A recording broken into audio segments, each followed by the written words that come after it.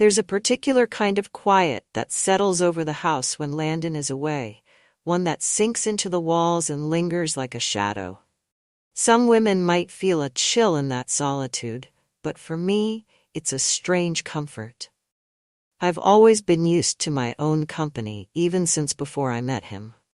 Yet, after years of being married to someone younger, someone with dreams that seem to stretch him further and further away from me, the quiet takes on a sharper edge. So that summer evening, as the sky blushed in the soft pinks and purples of twilight, I found myself at the pool again. I slipped into the water, feeling it cool against my skin, embracing the freedom of the moment. This was my ritual when Landon was away, a secret I kept only for myself. Just me, the water, and the silence. But silence, I've learned, is deceptive. It has its own way of drawing people in, like a soft hand coaxing secrets to the surface. The first break in my solitude was the sound of footsteps on the flagstone path. For a heartbeat, I thought it might be Landon, back from his trip early. But as I looked up, two figures stood at the edge of the pool, silhouetted against the fading light. Samuel, my father-in-law, his face half hidden by the soft evening shadows. And with him, a man I recognized faintly, a friend of his, whose name I couldn't immediately recall. I froze, the stillness around me interrupted by 1,000 tiny ripples as their eyes met mine. I could see the hesitation in Samuel's gaze, a mix of apology and something else, something I didn't expect from him. His friend, however, held my gaze with a steady, unblinking look, a curiosity that lingered a bit too long. I felt as if I'd been caught somewhere between dream and reality, unable to move or speak, pinned by their stares. It was only a few seconds, but it stretched longer, charged with something unspoken.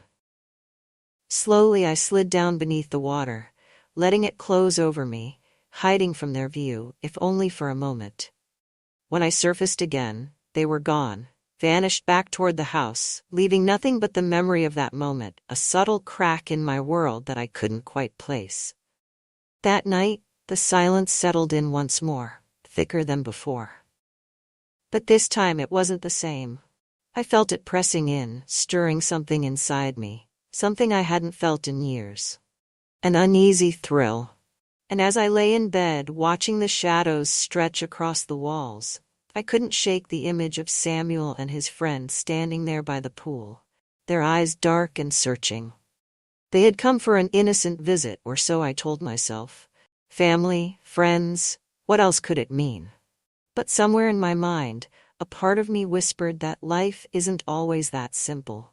And sometimes the lines we think are so clear are the very ones waiting to be crossed. After that unexpected evening by the pool, I tried to fall back into the rhythms of everyday life.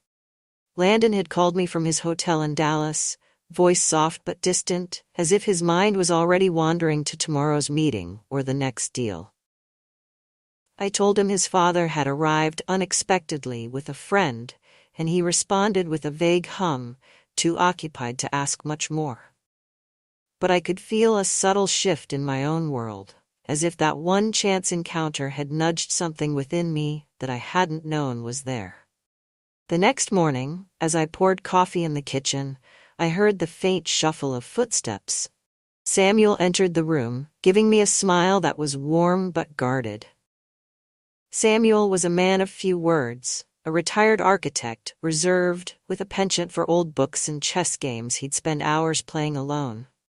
He looked a little older than his 58 years, with graying hair and a demeanor that carried traces of old regrets and an unspoken loneliness.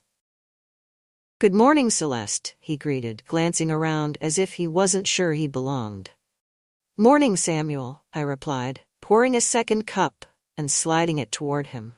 I could feel his eyes linger on me for just a beat too long, as if searching for something beneath my polite smile.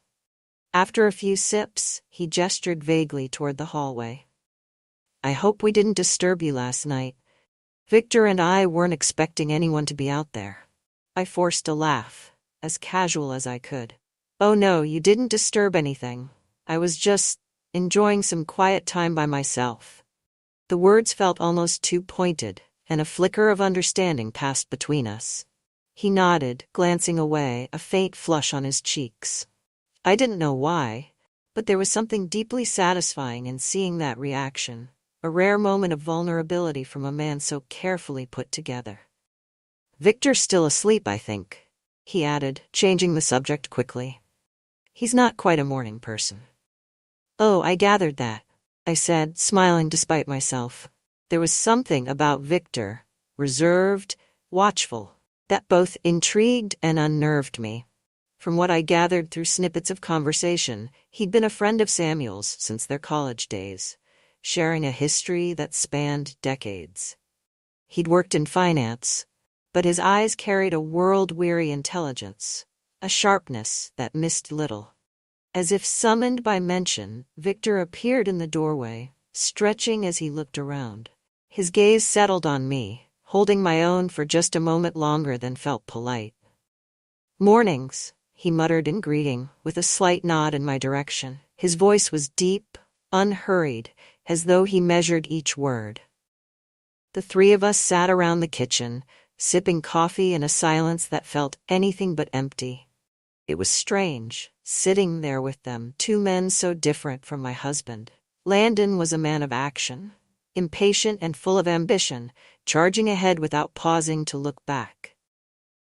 Samuel and Victor, however, seemed to live in a different world, quiet, deliberate, their lives shaped by choices they seemed to weigh carefully.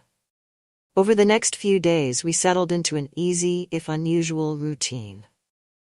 They were here ostensibly for a fishing trip, yet neither seemed in any particular hurry to leave the house. There was a comfortable slowness to their company, a stark contrast to the usual rush of my days with Landon. I found myself drifting toward the quiet presence they brought, the kind that allowed room for reflection, for pauses and glances that held unspoken thoughts. One evening, as the three of us sat out on the back porch watching the sun dip below the trees, I asked Samuel about his life. He spoke softly, as if coaxing each memory into the light with care. "I spent so much of my life building," he said, his voice thoughtful. "Always focused on projects, on creating something lasting. And yet, it's strange, isn't it, how you can pour everything into your work and still feel there's something missing?" There was a sadness in his eyes, a kind of emptiness that surprised me. His gaze drifted from the darkening sky back to me, as if seeking a connection, an understanding. Victor, who had been quietly listening, gave a short, knowing laugh. "Samuel here is what I call a nostalgic architect," he said with a smirk. "Always living half in the past, as if each memory were a piece of some grand structure he could rebuild." Samuel's expression hardened slightly, but he said nothing. I glanced between them, sensing an unspoken tension, the weight of years and secrets that I could only guess at. Later, when the night grew colder and we moved inside, Victor lingered as Samuel went to his room. We sat in the quiet living room, the space between us charged with a kind of unspoken energy. He studied me, his gaze direct and unflinching, as if peeling back layers I hadn't meant to show. "You're different from what I expected, Celeste," he said finally, his voice low. "Landon's always spoken of you as, well, the patient wife. But there's more to you than that, isn't there?" There was a challenge in his eyes, and I felt my pulse quicken. "And what exactly did you expect?" I replied, trying to keep my tone even. He gave a faint smile, one that didn't quite reach his eyes. "People like Landon, they tend to overlook the subtleties. The way a person's silence can say more than words." He paused, his gaze sharpening. "I don't think you're quite as content as you appear to be." His words struck something raw, something I hadn't let myself acknowledge. I looked away, forcing a smile. "Maybe you're reading too much into things." "Maybe," he conceded, but his eyes remained on me, holding a weight I couldn't ignore. There was an intensity in him, a quiet watchfulness that both fascinated and unsettled me. I found myself wondering what it was he saw, what hidden facets he might uncover if he looked too closely. Over the following days, I became increasingly aware of their presence, of the subtle ways they watched and moved around me. Samuel's glances held a softness, a hesitancy that hinted at his own struggles. Victor, by contrast, was bold, unafraid, his eyes lingering in ways that both intrigued and unnerved me. It was as if they each represented a different path, two roads leading to places I hadn't dared to explore. And as much as I tried to resist, I felt the quiet thrill of being seen, truly seen, by two men whose lives had touched mine in ways that went deeper than I cared to admit. Yet, with each passing day, that thrill twisted into something darker. A part of me wondered if I was standing at the edge of something dangerous, a choice that could unravel everything I'd carefully built. But then again, what had I really built? A marriage held together by distance, by the hollow promises we made and forgot. And so, as the days unfolded, I found myself drifting further from the safe shores I'd clung to, drawn instead into the silent pull of something I didn't fully understand. The lines between us grew thinner, more fragile, and I felt myself teetering on the edge, one step away from a choice that could change everything. Days turned into a rhythm I hadn't expected, a slow, steady cadence that began to feel both foreign and familiar. Each morning, Samuel and Victor would emerge from their rooms, Samuel's hair still a bit tousled, Victor with that half-awake, brooding look that somehow managed to draw my gaze. We would share coffee, meals, and conversations that meandered through time and memory, filling the silences that otherwise might have felt oppressive. But beneath the surface, I could feel a quiet shift, a kind of tension that simmered in the spaces between words. Samuel and I often found ourselves alone in the kitchen, where he would help me slice vegetables or prepare simple meals. I was surprised by how comfortable we became in each other's company. With Landon, moments like these were rare. He was always moving, always preoccupied. Samuel, however, moved slowly, taking in every detail, and I found myself watching him, seeing in his gestures a gentleness that unsettled me. One morning, as we stood side by side, he told me about his favorite place, a small cabin on the edge of a lake he used to visit as a boy. His eyes softened as he spoke, his hands moving rhythmically as he chopped onions, his voice low and even. It was a quiet place, he said, glancing at me with a faint smile. Just the sound of water against the shore, the rustling of trees. I think I found peace there, in a way I haven't since. I nodded, captivated by the image he painted. It sounds wonderful. He hesitated, looking down as if he were unsure whether to continue. But then he did. I took Landon there once, years ago. Thought he might feel what I did. But he was restless, always so focused on what came next. Something in his voice caught, and I felt a pang of sympathy. Landon and I had shared so little of our inner lives, and hearing Samuel speak of it so openly made me realize how much I had missed that connection. The quiet understanding that can pass between two people when words fall away. I understand, I said softly, meeting his gaze. And in that moment, something shifted between us, a silent acknowledgement of a shared solitude, a quiet understanding that lingered as he reached for my hand. His fingers brushed mine, warm and steady, and for a moment I allowed myself to feel the weight of it, the silent promise of something that I couldn't yet name. Then, just as quickly, he let go, his face unreadable as he turned back to his task. But the warmth of his touch remained, a small ember that glowed in the back of my mind, igniting something I hadn't felt in years. Later that day, we sat outside on the porch, the three of us, watching the sun dip toward the horizon. Victor's gaze had a knowing quality to it, as though he had noticed the brief touch between Samuel and me. His eyes flicked between us, a faint smirk playing at his lips, and I felt a blush rise in my cheeks. "Samuel's a sentimental soul," he said, leaning back in his chair, his tone both teasing and affectionate. "Always has been. It's what makes him a good friend, I suppose."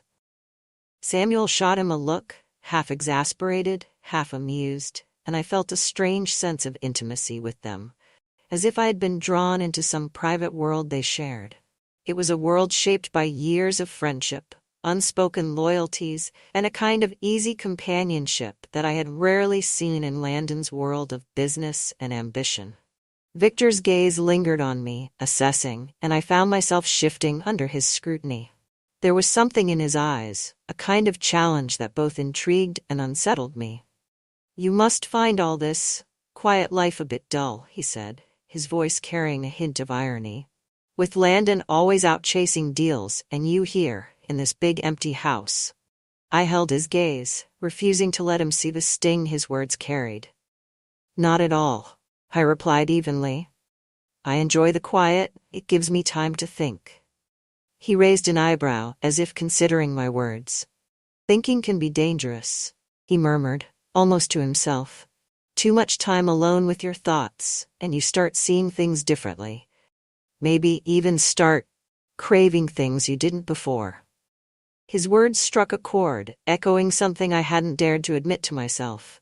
I looked away, but I could feel the weight of his gaze on me, probing, questioning.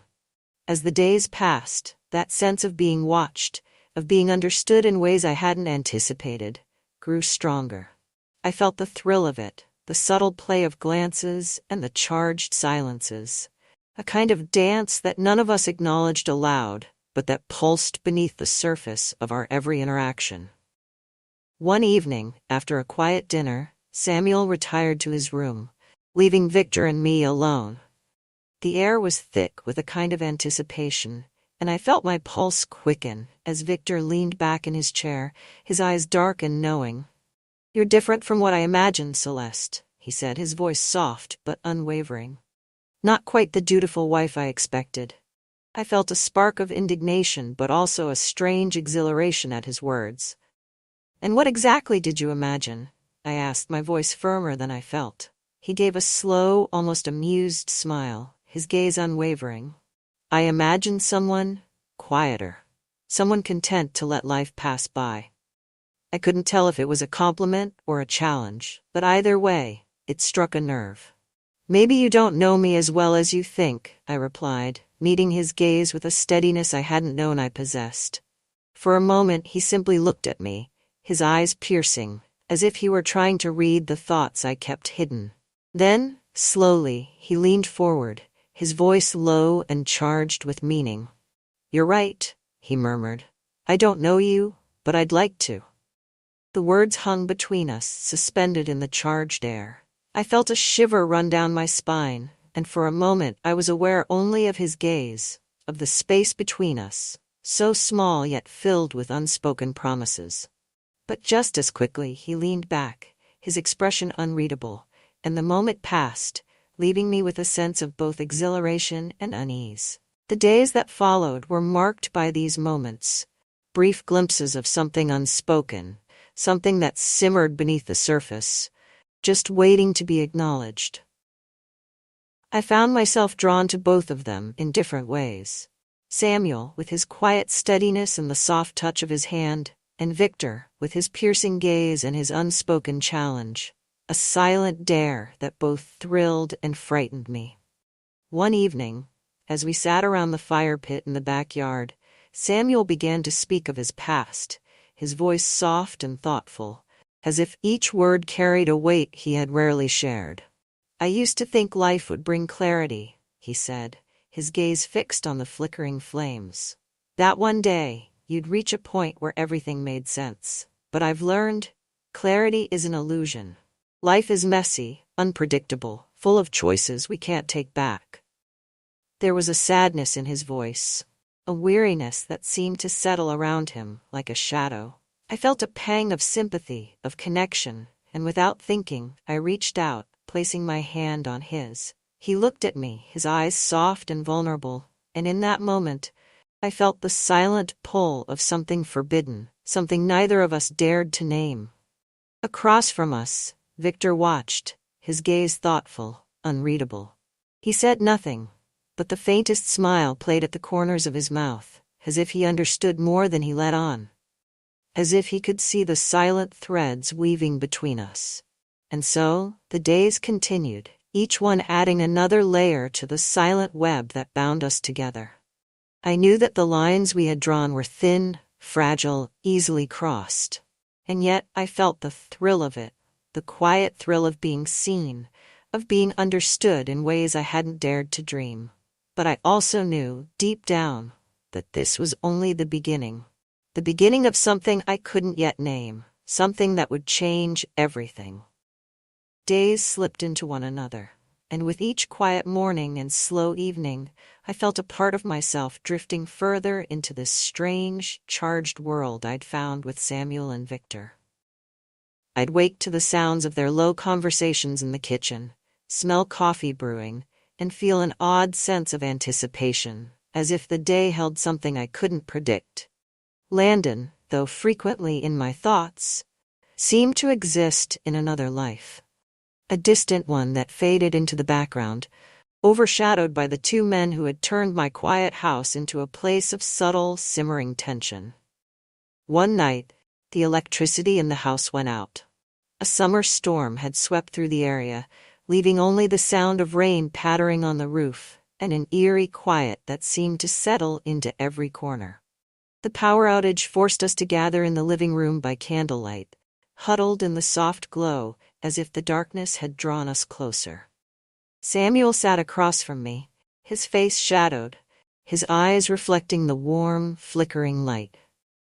Victor was to my left, leaning back in the armchair, his gaze sharp and intent, watching the two of us.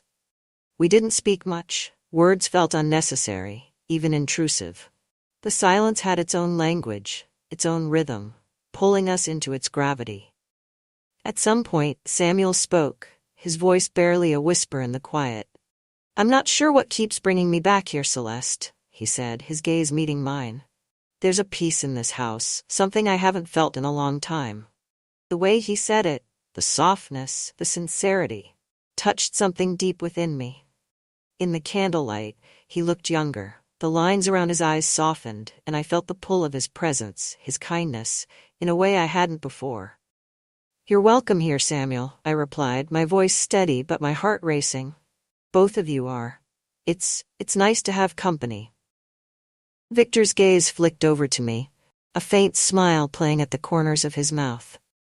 "Company indeed," he murmured, his tone laced with something unspoken, something that hinted at the thoughts he kept just out of reach.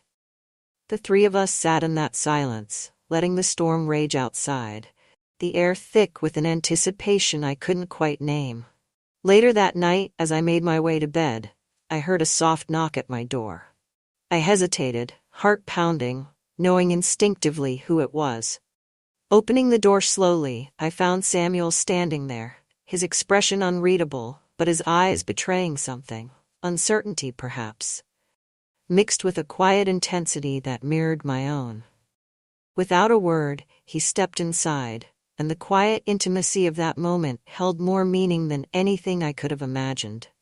He reached for my hand, his fingers warm and steady, and for a brief moment, we simply stood there, suspended in the silence. What happened between us that night was like a release, a breaking of a dam I hadn't realized was there. It was quiet, almost reverent, and when he finally left, slipping back to his room in the early hours, I lay awake, feeling the echo of his presence like a quiet storm in my own heart. The following morning, Victor's gaze lingered on me a moment longer than usual, his expression inscrutable. He didn't say anything, didn't acknowledge the shift, but something in his eyes hinted that he knew. And yet, rather than judgment or reproach, I saw a kind of understanding, as if he too was part of the silent pact we'd all entered into. As the days passed, the charged silence between us grew, each interaction layered with unspoken words, each glance holding the weight of secrets. Victor became bolder, his gaze more direct, and I found myself drawn to his intensity, his unwavering presence. He was different from Samuel, more direct, his demeanor a constant challenge, as if he wanted me to acknowledge the tension between us, to admit to the pull that had become impossible to ignore. One evening, as we sat on the porch, Victor spoke quietly, his voice cutting through the silence. "You know, Celeste," he began, leaning forward, his gaze fixed on me. "You and I were more alike than you might think." I met his gaze, my pulse quickening at the intensity of his eyes. "How so?" He tilted his head slightly, considering his words. "We're both searching for something, aren't we? Something that isn't easy to define, something that others might not understand." His words struck a chord, one that resonated with a truth I hadn't been willing to confront. I nodded, feeling the weight of his gaze, the unspoken understanding that had grown between us, binding us in ways I couldn't yet name. "Maybe," I replied, my voice barely above a whisper. "Maybe we are." Victor's gaze lingered, and in that moment I felt as though he could see through me, past the facades I'd carefully built, into the parts of me that I'd kept hidden even from myself. The days that followed were marked by this silent, simmering tension, the unspoken pull between us growing stronger, more insistent. Samuel remained quiet, watchful, his presence a comforting contrast to Victor's intensity. And yet, with each passing moment, I felt myself drawn to both of them, as if they were two sides of something I hadn't known I needed. One night, Victor found me alone in the kitchen, his gaze intense as he approached, closing the distance between us. His hand brushed against mine, lingering for just a moment too long, and I felt a thrill of anticipation. A quiet daring that both excited and frightened me. "Celeste," he murmured, his voice low and charged. "Tell me something. Do you regret this? Any of it?" I met his gaze, my heart racing, my pulse quickening at the intensity in his eyes. "No," I replied, my voice steady despite the turmoil within me. "I don't regret it." He smiled, a slow, knowing smile that sent a shiver down my spine. "Good," he murmured, his hand resting on mine, his touch both a comfort and a promise. That night, as I lay awake in bed, I felt the weight of my choices pressing down on me, the tangled web of emotions that had woven itself into my life, binding me to these two men in ways I hadn't anticipated. And yet, even in the quiet darkness, I felt a thrill of anticipation, a quiet joy that I hadn't known in years. The lines had blurred, the boundaries had faded, and I found myself standing on the edge of something unknown, something both dangerous and exhilarating. The days that followed were filled with this quiet intensity, each moment a step further into the uncharted territory we'd found ourselves in.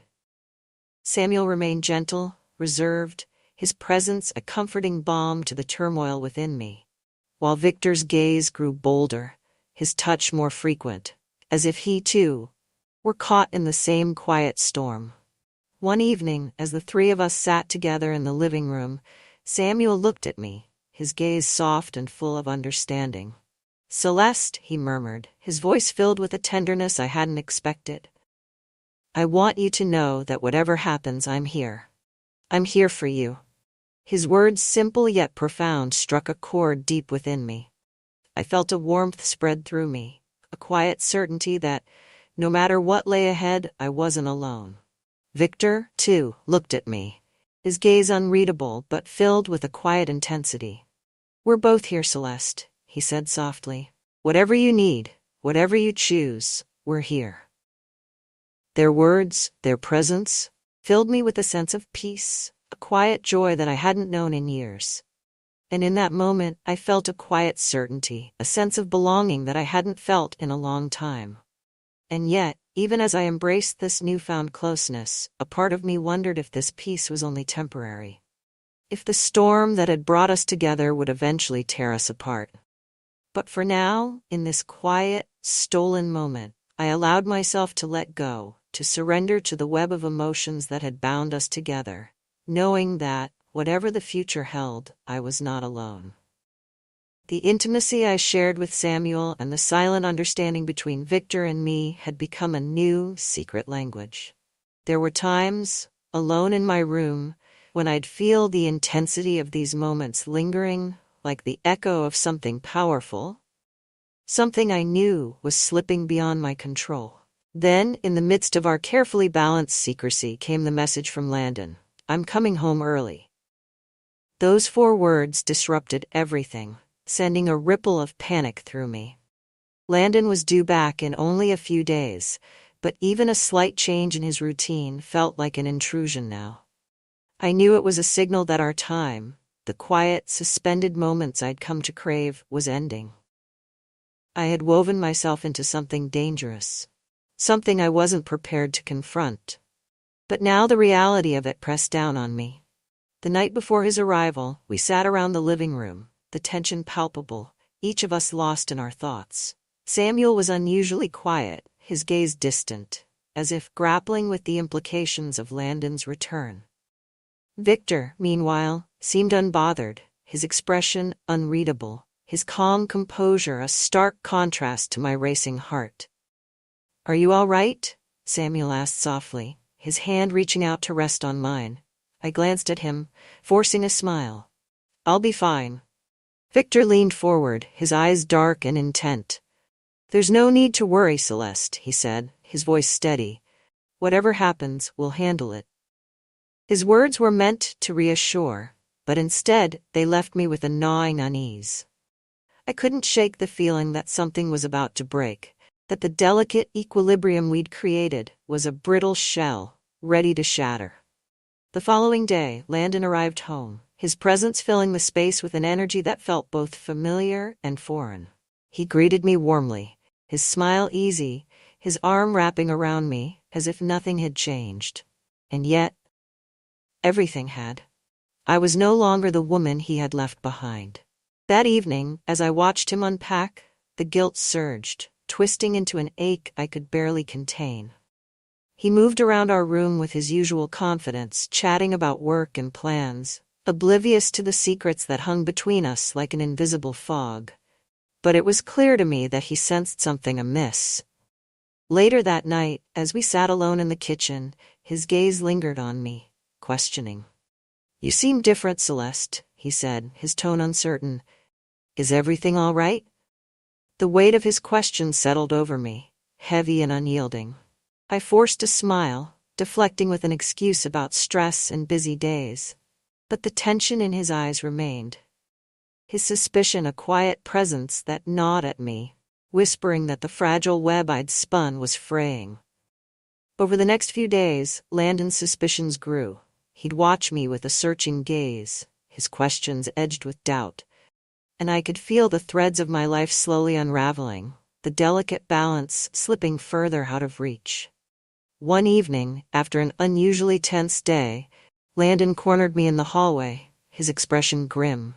"Celeste," he said, his voice tight, "is there something you're not telling me?" His words felt like a blade, cutting through the pretense I'd clung to. I took a shaky breath, trying to keep my voice steady. "What are you talking about, Landon?" He shook his head, frustration flashing in his eyes. "You've been distant, distracted, ever since I came back.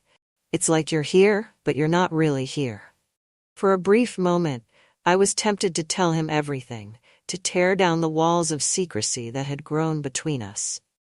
But the words caught in my throat, a mix of fear and guilt silencing me. I managed a strained smile, hoping it would be enough to ease his doubts. "You're overthinking things," I replied softly, placing a hand on his arm. "I'm just tired, that's all." He studied me for a long moment, his gaze piercing, as if trying to see beyond the mask I wore. But finally he nodded, the tension in his shoulders relaxing, though the doubt lingered in his eyes. The next day, Samuel and Victor came over to discuss their plans for returning to the city. It was a quiet meeting, the usual warmth between us dampened by Landon's presence, his watchful gaze tracking our every move. The goodbye felt incomplete, a sense of unfinished business hanging between us, as if each of us knew that our paths were far from truly parting. But it wasn't long before things took a turn I hadn't expected. One evening, I found myself alone in the living room, the quiet stretching around me like an ominous warning.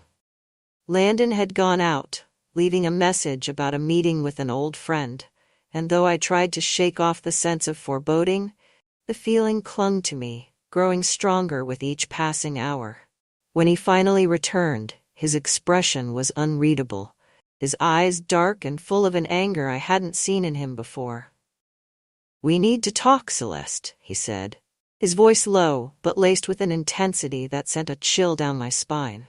I swallowed, my heart pounding as I nodded, bracing myself for what was coming.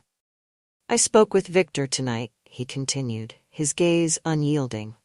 "He told me things about you, about him and my father." The words hit me like a physical blow, my stomach twisting as I struggled to process the betrayal, the silent accusation that hung between us. "Landon," I began, my voice trembling, but he held up a hand, stopping me. "Don't," he said, his voice rough with barely restrained anger. "Don't try to deny it, Celeste. I've seen the way you look at them. I know you've been hiding something from me." The room felt like it was spinning, the walls closing in as I tried to gather my thoughts, to find a way to explain, to defend myself against the accusations that felt both true and false in the same breath.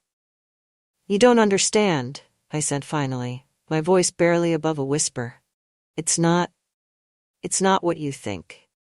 He gave a bitter laugh, his gaze full of hurt and betrayal. "Then tell me, Celeste, tell me what it is if it's not what I think." But the words wouldn't come. The truth, the tangled, messy truth, felt impossible to explain, and the silence that followed was damning, a confession in itself. Landon took a step back, his expression hardening. "I don't even know who you are anymore." He turned and left, the door slamming shut behind him, leaving me alone in the empty, echoing silence. And as I stood there, I felt the weight of everything I'd lost, everything I'd given up in my pursuit of something I couldn't name, something that had cost me everything. In the days that followed, the house felt like a prison, each room haunted by memories of what had once been, the happiness that had slipped through my fingers. Landon's absence was a constant reminder of the choices I'd made, the betrayals I couldn't take back. Samuel and Victor were gone, too, their presence a distant memory, leaving me with only the echoes of the life I'd built and destroyed. One night, as I sat alone in the darkened living room, the weight of it all crashed down on me, an overwhelming wave of guilt and regret that left me feeling hollow, empty. I knew, deep down, that I'd crossed a line that couldn't be undone, that the choices I'd made had set me on a path that had only one end. And as I stared into the darkness, I felt the crushing reality of that truth, a truth that left me with only one question: was it worth it? The answer, I realized, was one I'd have to live with for the rest of my life. In the days that followed Landon's departure, the house grew eerily silent. I went through the motions, cooking meals I didn't eat, cleaning rooms that no one would use, moving through a house that no longer felt like mine. The weight of my choices pressed down on me, leaving me hollow and numb, as if some vital part of me had been stripped away. I had replayed the argument with Landon over and over in my mind, trying to make sense of the hurt, the anger, the disbelief in his eyes. The image haunted me, following me from room to room, until every corner of the house felt tainted by it. Yet, amid the emptiness, a part of me clung to the memories, the stolen glances, the quiet moments with Samuel, the thrill of Victor's bold gaze. They were fragments of a different life, a life that had drawn me in, wrapping me in a sense of belonging and understanding that had felt all too rare. But those memories, once comforting, now felt like jagged pieces of glass, reminders of what I'd lost in the pursuit of something I couldn't name. One afternoon, as the sun cast long shadows across the yard, I decided to reach out. I sat at the kitchen table, my phone in front of me, fingers trembling as I typed out a message to Samuel. I told him everything, about Landon, the argument, the guilt that had swallowed me whole since he'd left. I didn't know what I was expecting, an absolution perhaps, or simply the comfort of knowing that he still cared. Hours passed, the daylight fading into dusk, but no response came. As the silence stretched on, I realized that this, too, was a consequence of my choices. Samuel had his own life, his own guilt, and perhaps, like me, he was realizing that some things were better left buried in the past. The silence grew heavier, settling over the house like a blanket of ash. I wondered if Victor had heard from Landon, if he'd offered some kind of reassurance or excuse. But I didn't reach out to him. I knew that whatever connection we'd shared was fractured beyond repair, tainted by the secrets and betrayals that had entangled us all. Days bled into weeks, and the house grew more foreign with each passing moment. I wandered through the rooms like a ghost, feeling as though I were trapped in a life that no longer belonged to me. I caught glimpses of myself in the mirrors, pale, hollow-eyed, a stranger staring back at me.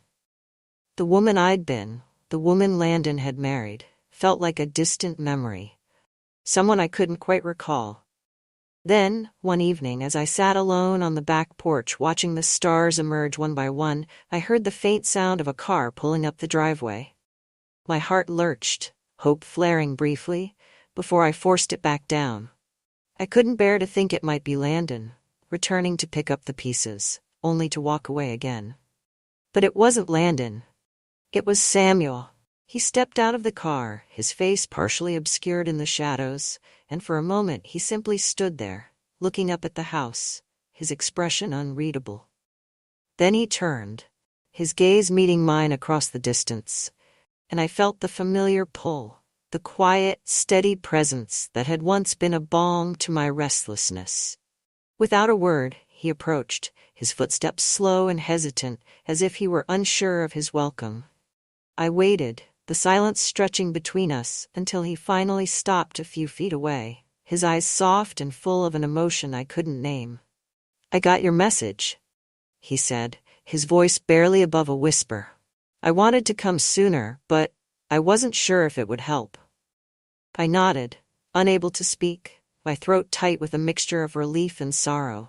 There was so much I wanted to say, so many apologies and explanations tangled up inside me, but the words wouldn't come. Instead, I simply looked at him, hoping he could see the regret in my eyes, the weight of everything I'd left unspoken. After a long moment, he stepped closer, reaching out to take my hand, his touch warm and familiar.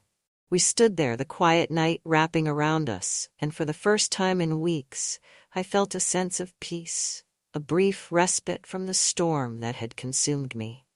But even as I clung to that moment, I knew it was fleeting, a temporary comfort that couldn't erase the reality of what had happened. "I'm sorry, Celeste," he murmured, his voice thick with emotion. "I never wanted this. Any of this." "I know," I whispered, my voice barely audible. "Neither did I." The silence stretched on, a heavy, mournful thing, until finally he let go of my hand, stepping back. "I think it's best if we don't see each other again," he said, his voice steady but tinged with sorrow. "For both our sakes." I nodded, feeling the finality of his words settle over me, a cold, unyielding truth that I couldn't deny. And as he turned and walked away, disappearing into the darkness, I knew that this was the true ending, the end of a chapter I'd clung to, even as it unraveled before me. In the weeks that followed, I began the slow process of piecing my life back together. Landon remained distant, his calls brief and perfunctory, each one a painful reminder of the distance that now lay between us. I had hoped, in those first few days, that we might find a way to repair the damage, to rebuild what we'd lost. But as time passed, I realized that some wounds went too deep, that some betrayals couldn't be forgiven. I sold the house, packing up the remnants of my old life and moving into a small apartment in the city. It was a quiet space, far removed from the sprawling rooms and manicured lawns I'd once known. But in its simplicity, I found a kind of solace, a chance to start over, free from the ghosts of the past. I returned to painting, a hobby I'd abandoned years ago, pouring my emotions into each brushstroke, each canvas, a silent testament to the things I couldn't say. And in those quiet moments, alone with my thoughts and the colors that spilled across the canvas, I began to find a measure of peace, a way to reconcile the choices I'd made with the person I was becoming. Landon and I eventually signed the divorce papers, our final goodbye, a brief, polite exchange in a sterile office. There were no harsh words, no accusations, just a quiet, mutual understanding that our paths had diverged, that the life we'd once shared was a chapter now closed. As I left the office that day, I felt a strange mixture of relief and sorrow, a bittersweet sense of freedom that was both liberating and terrifying. I was stepping into the unknown, a life unbound by the expectations and constraints that had once defined me. And though the path ahead was uncertain, I felt a quiet strength within me, a resilience forged in the fires of my mistakes and regrets. Months later, as the first snow dusted the city streets, I found myself standing before a familiar building. A small art gallery tucked away on a quiet street. My paintings hung on the walls, their colors bold and vibrant, each one a testament to the journey I'd taken, the choices I'd made, and the woman I was becoming. I watched as people moved through the gallery, their faces thoughtful as they took in the pieces, their expressions mirroring the emotions I'd poured into each canvas. It was a strange, surreal experience, seeing my life laid bare before strangers, each brushstroke a fragment of a story they could only guess at. As the evening wore on, a man approached me, his expression warm and open. "Your work is powerful," he said, his voice filled with genuine admiration. "There's so much emotion in it, it feels like you're telling a story." I smiled, a soft, genuine smile that felt like the first in a long time. "In a way, I suppose I am." He nodded, his gaze lingering on one of the paintings, a piece filled with deep, swirling blues and vibrant reds, colors that spoke of passion and sorrow, of endings and beginnings. "Well, whatever the story is, it's beautiful." His words stayed with me as I left the gallery that night, walking through the quiet, snow-dusted streets, the cold air sharp and invigorating. For the first time in a long time, I felt a sense of clarity, a quiet acceptance of the path I'd taken, the choices I'd made. Life, I'd learned, was messy and unpredictable, a series of twists and turns that defied logic and reason. But in that messiness, there was beauty, a raw, untamed beauty that could only be found in the act of living, of taking risks, of embracing the unknown.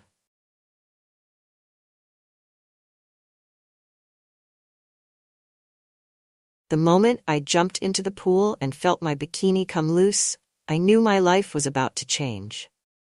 It was a sweltering July afternoon, the kind where the heat wrapped around you like a thick blanket, leaving no choice but to escape into the cool embrace of water.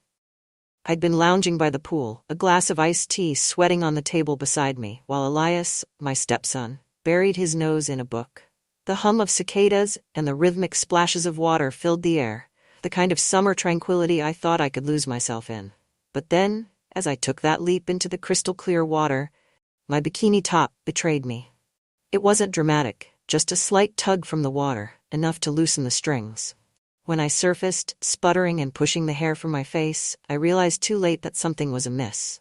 The look on Elias's face said it all. His eyes widened, darting away with an awkward cough, as I scrambled to adjust myself. "God, I'm sorry," he mumbled, his cheeks flushing crimson. I turned away, my own face burning with embarrassment, and quickly fixed the straps. "It's fine," I said, trying to laugh it off. "Just an accident." But it didn't feel fine. Something about the moment lingered in the air between us, heavy and unspoken. I caught him glancing at me when he thought I wasn't looking, and to my shame, I felt a thrill I couldn't quite explain. I told myself it was nothing, a silly, awkward moment that we'd both laugh about later. But deep down, I knew better. That careless dive had stirred something neither of us was prepared for, something that would unravel the boundaries we'd worked so hard to maintain. If only I'd known how much that day would change everything. The afternoon unfolded with an almost unsettling normalcy after the incident. I'd wrapped a towel tightly around myself and retreated to the kitchen, leaving Elias by the pool. My hands shook slightly as I poured a glass of water, the memory of his wide-eyed expression replaying in my mind. "It's just a silly accident," I whispered to myself, trying to shake off the heat rising in my chest. But even as I said the words, I felt a strange tension settling deep inside me. Elias didn't mention it when he came inside later, his damp hair clinging to his forehead and his usual confident demeanor somewhat subdued. He offered a brief, awkward smile before disappearing into his room. I thought that would be the end of it. The next morning I found him in the kitchen, leaning against the counter with a cup of coffee in hand. He looked up as I entered, his gaze lingering for just a moment longer than usual before he quickly looked away. "Morning," he said, his voice a touch too casual. "Morning," I replied, pretending not to notice the flush creeping up his neck. We fell into an uneasy rhythm over the next few days. He started spending more time around the house, offering to help with chores, or striking up conversations that felt longer and more meaningful than before. "Are you still working on that restaurant redesign?" he asked one evening, joining me on the patio where I was sketching plans for a new client. "Yes," I said, grateful for the distraction. "The owner wants something upscale but cozy, 2 words that don't exactly fit together." He leaned closer to look at the sketches, his arm brushing against mine. "I think you're pretty good at making impossible things work." It was an innocent comment, but the warmth in his voice made me pause. I glanced at him, and for the first time, I noticed how much he'd grown. The boy I'd known years ago had been replaced by a young man with sharp features and an air of quiet confidence. I quickly looked away, focusing on my sketches. "Thanks, I guess." The first real crack in our composure came later that week. We were by the pool again, the sun casting long shadows as it dipped toward the horizon. I was adjusting the cushions on the lounge chairs when Elias spoke up. "Can I ask you something?" "Of course," I said, straightening up to face him. "Do you ever think about doing things differently?" I frowned, unsure of what he meant. "Differently how?" "Like, if life hadn't turned out the way it did," he said, his voice quiet. "If things were simpler." The way he said it made my chest tighten. "I think everyone has those thoughts," I said carefully. "But we can't change the past." He nodded, his expression thoughtful. "I guess not." Before I could respond, he added, "I just think you deserve to be happy. You've been through so much, and I feel like—" He trailed off, shaking his head. "Like what?" I prompted, my heart pounding. "Like you spend so much time taking care of everyone else that you forget about yourself," he said, his eyes meeting mine. The sincerity in his voice caught me off guard, and for a moment I didn't know what to say. "That's sweet of you to say," I managed, my voice barely above a whisper. "It's not just sweet," he said, stepping closer, "it's true." The space between us seemed to shrink, and I could feel the weight of his gaze on me. My breath hitched as his hand brushed against mine, a fleeting touch, but one that sent a shiver down my spine. "I should go inside," I said abruptly, turning away before I could do something I'd regret. "Eleanor," he called softly, using my name for the first time in years. I froze, my heart pounding in my ears, but I didn't turn around. I couldn't. That night, I couldn't sleep. The memory of his words, his touch, lingered in my mind like a haunting melody. I tossed and turned, telling myself it was just a phase, a momentary lapse in judgment that would pass with time. But deep down, I knew better. Over the next few days, something unspoken but undeniable began to take root between us. It was in the way Elias's gaze lingered a moment too long, or how I caught myself stealing glances when I thought he wouldn't notice. The tension that crackled in the air wasn't something we addressed, but it was impossible to ignore. One evening after dinner, Elias suggested we take a swim. "It's too hot to stay inside," he said, leaning casually against the kitchen counter. I hesitated, unsure if being alone with him by the pool was a good idea, but his easy smile disarmed me, and I found myself nodding. "I'll meet you out there," I said, trying to sound nonchalant. By the time I stepped onto the pool deck, the sun had dipped below the horizon, casting the yard in shades of deep blue and gold. Elias was already in the water, his broad shoulders glistening under the dim glow of the patio lights. "Come on in," he called, his voice carrying a playful edge. I slid into the water, the coolness a welcome contrast to the warmth in my cheeks. We floated in silence for a while, the only sound the gentle ripple of water around us. "I miss nights like this," Elias said, his voice low. "What do you mean?" I asked, moving closer so I could hear him better. "When everything feels simple," he replied, his gaze meeting mine. "When it's just us." I felt my chest tighten, the weight of his words sinking into me. "It's not so simple anymore," I said softly. "It could be," he said, his voice barely above a whisper. Before I could respond, he reached out, his fingers brushing against mine under the water. The contact sent a jolt through me, and I pulled back instinctively. "Elias, we can't." "Why not?" he interrupted, his eyes searching mine. "You feel it too, I know you do." I opened my mouth to protest, but the words wouldn't come. The truth hung between us, unspoken but undeniable. Later that night I lay awake, replaying the moment over and over in my mind. I told myself it was just a lapse in judgment, that nothing more would come of it. But deep down, I knew I was lying. The next morning, Elias was in the kitchen when I walked in, his expression unreadable. "About last night," he began, but I cut him off. "It was nothing," I said quickly, avoiding his gaze. "It didn't feel like nothing," he said, his tone firm. I turned to face him, my heart pounding. "Elias, this is dangerous. We can't." "Why does it have to be dangerous?" he asked, stepping closer. "Why can't it just be us?" His words broke something inside me, and I felt tears sting my eyes. "Because it's not that simple," I said, my voice trembling. He reached out, his hand brushing against my cheek. "It could be," he said softly. For a moment I let myself lean into his touch, the warmth of his hand grounding me. But the moment passed and I pulled away. "I can't do this," I said, turning and walking away before he could see the tears streaming down my face. That evening, I stayed late in my home office, hoping the work would distract me. But as the hours passed, I found myself staring blankly at the screen, my thoughts consumed by Elias. A soft knock at the door startled me, and before I could respond, he stepped inside. "I couldn't sleep," he said, his voice quiet. "Elias, we can't keep doing this," I said, trying to sound firm. "Doing what?" he asked, his tone tinged with frustration. "Talking?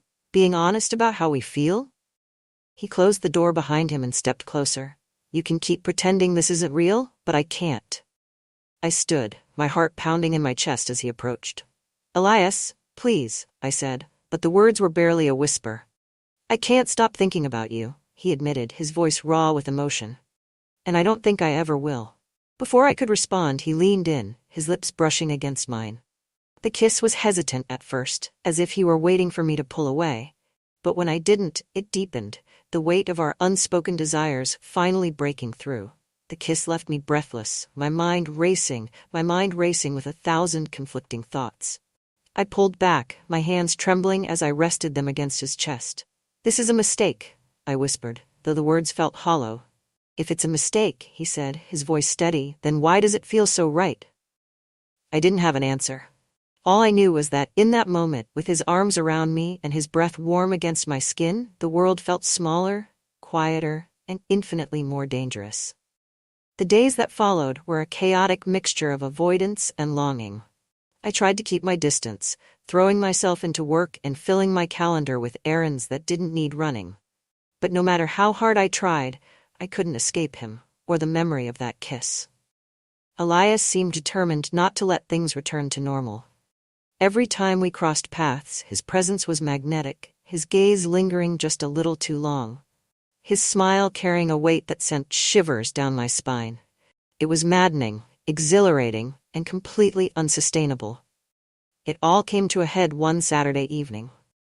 The sun was setting, casting the backyard in hues of orange and pink, as I hosted a small barbecue for a few neighbors. The air was filled with the scent of grilled food and the sound of light laughter.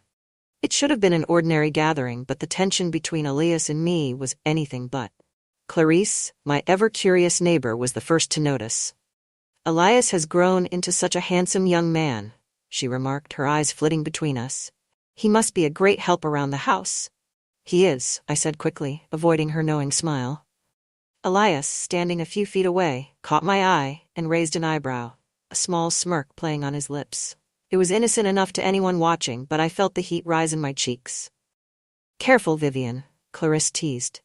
"You'll spoil him with all that praise." I forced a laugh and turned the conversation to safer topics, but the unease lingered long after the guests had gone. Later that night, as I cleaned up the mess in the kitchen, Elias appeared in the doorway. His shirt was slightly wrinkled, and his hair was tousled in a way that made my pulse quicken. "Need help?" he asked, stepping inside before I could respond. "I've got it," I said, not meeting his gaze. He ignored me, grabbing a dish towel and leaning against the counter as he dried the plates I handed him. The silence between us was heavy, punctuated only by the clink of dishes and the hum of the refrigerator. "You've been avoiding me," he said finally, his voice low. "I've been busy," I replied, knowing how weak the excuse sounded. "Busy running away?" he challenged, setting the towel down and turning to face me. I froze, my hands gripping the edge of the sink. "Elias, this can't happen." "Why not?" he asked, stepping closer. "Because it's wrong," I said, my voice trembling. "Wrong according to who?" he pressed, his tone steady. "Do you care about them, or do you care about how we feel?" I opened my mouth to respond, but no words came. Before I could think, he closed the distance between us, his hand tilting my chin up, so our eyes met. "You're scared," he said softly. "Of course I am," I whispered. "Don't be," he said, his lips brushing against mine. The kiss was like a dam breaking, every ounce of tension spilling over in a rush of heat and need. His hand slid to my waist, pulling me closer as my fingers found their way into his hair. The counter pressed against my back, grounding me as the rest of the world seemed to dissolve. For a moment, I let myself get lost in him, in the way he made me feel, desired, alive, whole. But reality came crashing back far too soon. I pulled away, my breath coming in ragged gasps. "We can't do this," I said, though the conviction in my voice was shaky at best. "You keep saying that," he said, his forehead resting against mine. "But you don't mean it." "I don't know what I mean anymore," I admitted, tears stinging my eyes. Elias cupped my face in his hands, his thumbs brushing away the tears that fell. "Then let me show you," he said, his voice filled with an intensity that made my knees weak. That night, the boundaries we'd clung to so desperately were shattered. He led me upstairs, his touch gentle but insistent as he guided me into my bedroom. The air was thick with anticipation as we stood there, staring at each other, the weight of what we were about to do pressing down on us. "Are you sure?" he asked, his voice barely above a whisper. I nodded, unable to find the words.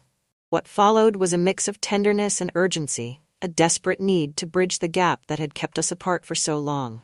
His hands explored every inch of me, and I reveled in the way he made me feel, cherished, desired, alive. When it was over, we lay tangled together in the dim light, the silence between us comfortable for the first time in weeks. His fingers traced lazy patterns on my arm, and I felt a sense of peace I hadn't known I needed. "This changes everything," I said softly, my voice barely audible.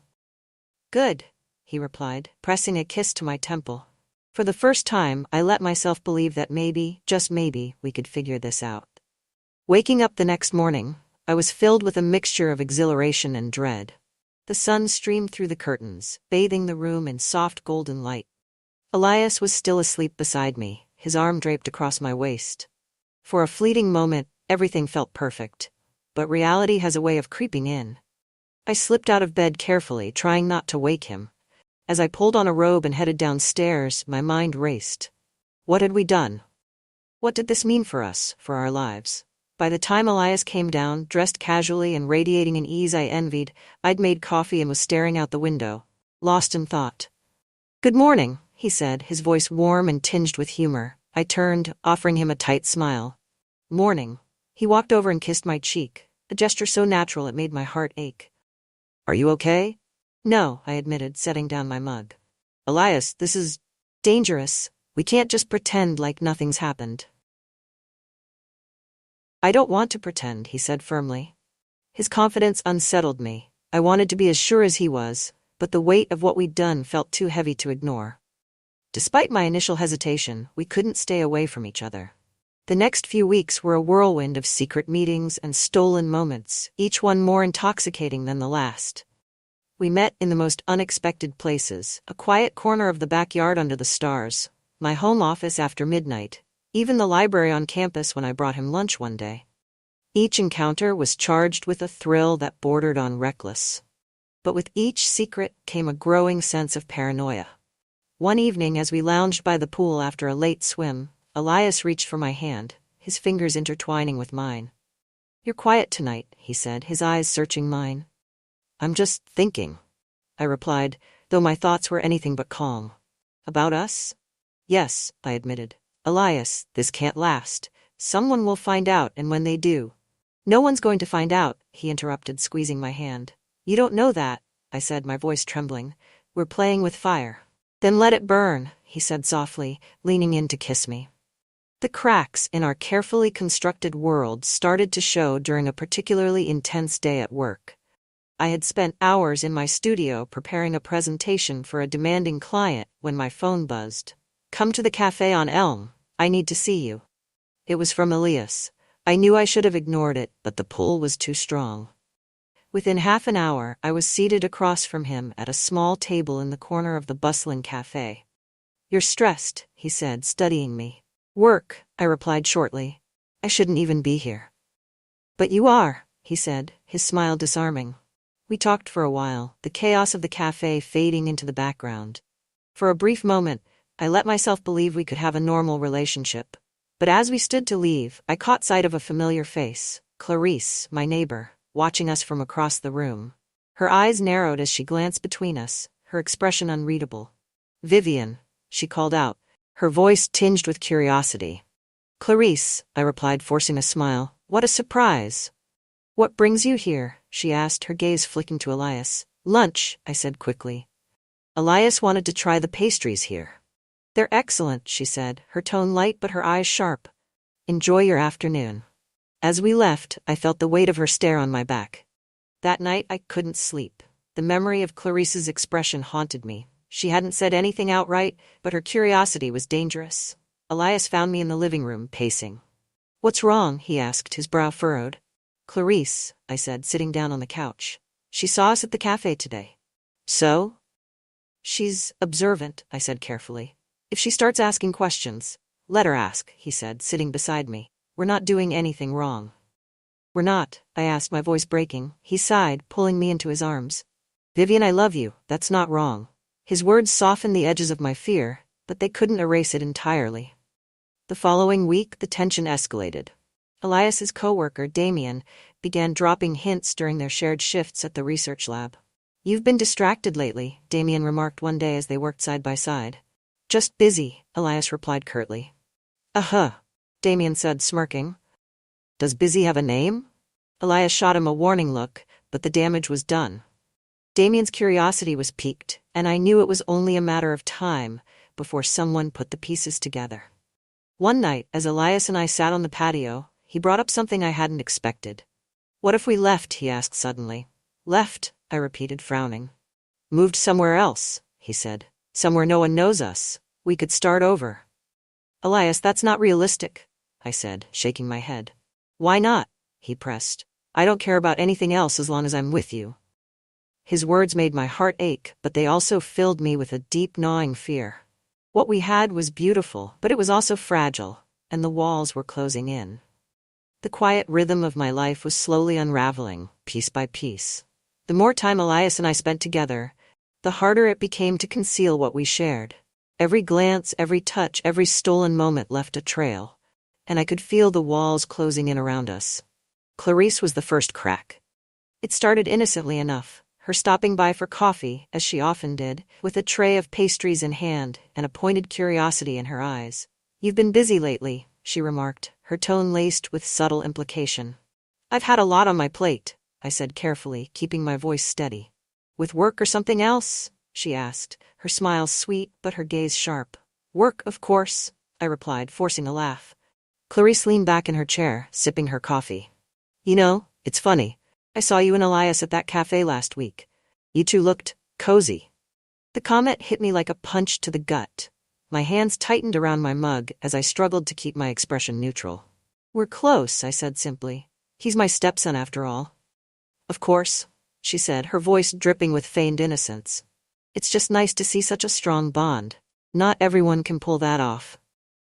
The conversation left me shaken. Clarice didn't say anything outright, but the undertone of her words was clear. She suspected something.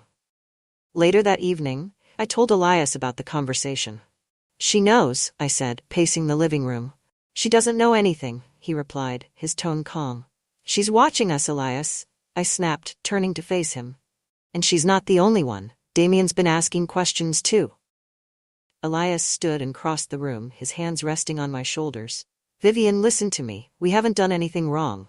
I let out a bitter laugh. That's not how the world will see it. Then let them talk, he said, his voice firm. I don't care what they think. I care about you. His conviction should have comforted me, but it only made me more aware of the precariousness of our situation. The tipping point came a few nights later. Elias and I had decided to stay in, cooking dinner together and sharing a bottle of wine. It was one of those rare evenings where everything felt easy, as if the rest of the world didn't exist. But the illusion shattered when I heard the sound of footsteps outside the window. I froze, the glass of wine slipping from my hand and shattering on the floor. What's wrong?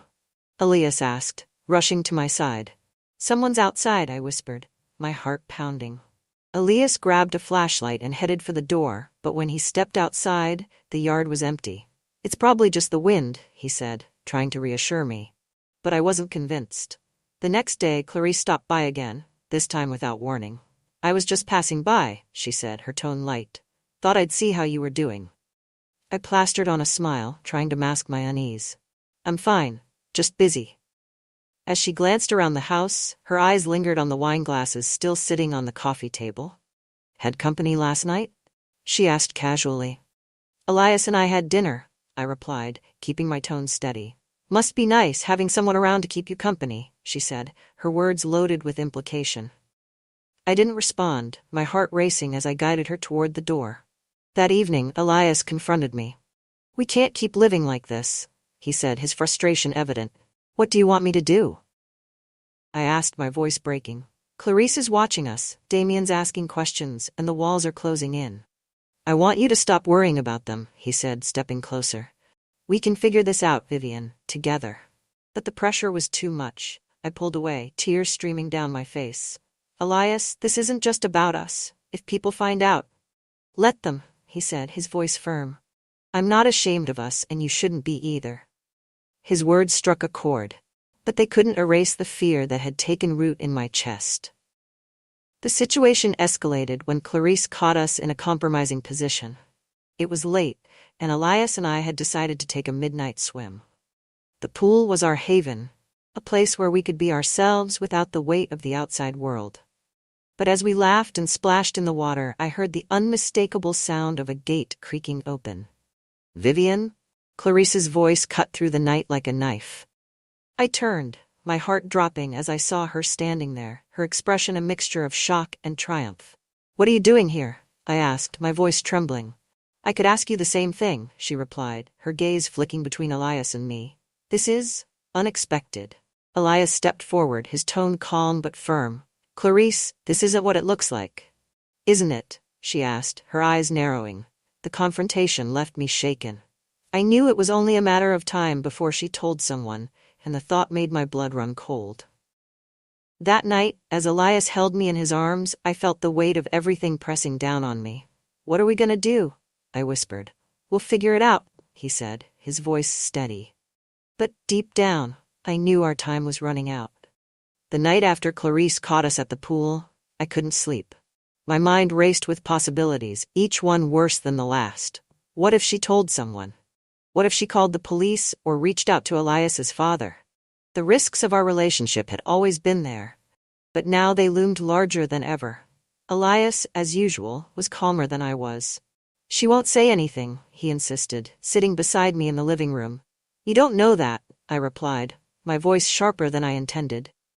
He leaned closer, his hand brushing mine. I know you're scared, Vivian, but we'll get through this, together. For a moment, his certainty was enough to quiet my fears. But the reprieve didn't last long. The next morning, Clarice showed up at my door. We need to talk, she said, stepping inside without waiting for an invitation. Clarice, Save it, she interrupted, her tone icy. I saw what I saw, Vivian. You and Elias are involved. Don't even bother denying it. The words felt like a slap, and I struggled to find a response. This is complicated, I began, but she cut me off. Noth. What's complicated is how you're going to keep this quiet, she said, crossing her arm. Because if anyone else finds out, her implication was clear. What do you want? I asked, my voice trembling. Clarice smiled, a predator sensing weakness. I want you to end it. Whatever this is between you and Elias, it stops. Now. And if I don't? Her smile widened. Then I suppose the truth will come out, and we both know what that will mean for you. As soon as she left, I called Elias. She's threatening to expose us, I said, my voice shaking. Let her, he replied, his tone defiant. Elias, this isn't a game, I snapped. If she tells someone, we're finished. Do you understand that? He was silent for a moment before he said, I'll talk to her. No, I said quickly. You'll only make things worse. Then what do you want me to do? He asked, his frustration evident. I don't know, I admitted, tears streaming down my face. But we have to figure something out. The tension between us grew over the next few days. Elias wanted to confront Clarice, to call her bluff and force her to back down. I, on the other hand, was terrified of escalating the situation. Our arguments became more frequent, the stress of our situation weighing heavily on both of us. One night, as we sat in my bedroom, Elias turned to me and said, Let's leave. Leave? I repeated, frowning. Yes, he said, his tone firm. We'll pack up and go somewhere no one knows us. Start over. Elias, that's not realistic, I said, shaking my head. Why not? He pressed. What's keeping us here? Your work? My classes? None of that matters if we're together. His words were filled with conviction, but they only deepened my fear. You don't understand, I said softly. This isn't just about us. If we run, we'll be running forever. Maybe that's better than living like this, he said, his voice raw with emotion. I didn't know how to respond. The breaking point came a week later. Clarice cornered me at the grocery store, her tone dripping with false concern. You haven't taken my advice, she said, her eyes narrowing. I'm handling it, I replied, my voice tight. Not well enough, she said, leaning closer. If you don't end this, Vivian, I will. Her words left me trembling, but they also ignited something inside me, anger. I'll take care of it, I said, forcing a smile. You'd better, she said, her tone smug as she walked away. That night, I told Elias it was over. We can't keep doing this, I said, my voice breaking. Vivian, don't, he pleaded, his expression filled with anguish. I don't have a choice, I said, tears streaming down my face. She's going to ruin us, Elias. We have to stop before it's too late. I don't care what she thinks, he said, stepping closer. But I do, I said, my voice trembling. I care about what this will do to you, to your life. You're my life, he said, his voice filled with desperation. His words shattered me, but I forced myself to stay strong. This is for the best, I said, turning away before he could see how much it hurt me. The days that followed were the loneliest of my life. Elias avoided me, and the house felt emptier than ever. I threw myself into work, hoping the distraction would dull the pain, but nothing helped. Late one night, I heard a knock at my door. When I opened it, Elias was standing there, his expression a mix of determination and heartbreak. I can't let this end like this, he said, stepping inside. Elias, please, I began, but he cut me off. I love you, he said, his voice trembling. And I know you love me too. So why are we letting her control us? Because she's right, I said, my voice barely above a whisper. This can't work. It already does, he said, taking my hands in his. For a moment I let myself believe him. But deep down, I knew the truth. The air in the house was thick with tension after Elias's late-night confession. His words lingered, echoing in my mind long after he'd gone back to his room. I love you. They weren't new words, but hearing them now felt heavier, laced with a desperation that made it impossible to ignore. I couldn't sleep. As the clock ticked past midnight, I found myself wandering the house, replaying every moment, every decision that had led us here. How had we gone from quiet afternoons by the pool to this tangled mess of emotions and consequences? By dawn, I knew what I had to do. The next morning, I found Elias sitting on the patio, his coffee cup cradled in his hands. He looked up as I approached, his expression a mixture of hope and wariness. We need to talk, I said, sitting beside him. He nodded, setting his cup down. I'm listening. This has to end, I said softly, the words feeling like lead on my tongue. His jaw tightened, but he didn't interrupt. I love you, I continued, my voice trembling. But this isn't sustainable. We're walking a razor's edge, and sooner or later it's going to cut us both. You don't trust me to handle it, he said, his voice low. It's not about trust, I replied, reaching for his hand. It's about reality. Clarice isn't going to stop. And even if she did, there will always be someone watching, someone judging. This isn't the kind of life I want for you, for either of us. Tears filled his eyes, and for the first time I saw the boy he used to be, vulnerable and scared. You're all I want, he whispered. And that's why we have to let this go, I said, my own tears spilling over. The next few days were a blur of quiet goodbyes. I threw myself into preparing for a new project, using work as a shield against the pain. Elias stayed out of the house as much as possible, avoiding me and the conversations we both knew would only make things harder. Then, one evening, he came to me with a small box in his hands. "What's this?" I asked, frowning. "Something to remember me by," he said, his voice steady despite the emotion in his eyes. Inside was a delicate silver bracelet, simple and understated, but beautiful. "Elias." "You don't have to say anything," he interrupted, stepping closer. "Just, don't forget me." I couldn't speak. Instead, I wrapped my arms around him, holding him tightly as if letting go would shatter me. The following week, Elias left. He didn't say where he was going, only that he needed time to figure things out. I didn't ask questions. Part of me hoped the distance would help us both heal, but another part knew the ache of losing him would never fully fade. Clarice, true to her word, didn't pursue her threats. Whether it was because Elias left or because she'd simply grown bored, I didn't know, and I didn't care. The damage had already been done.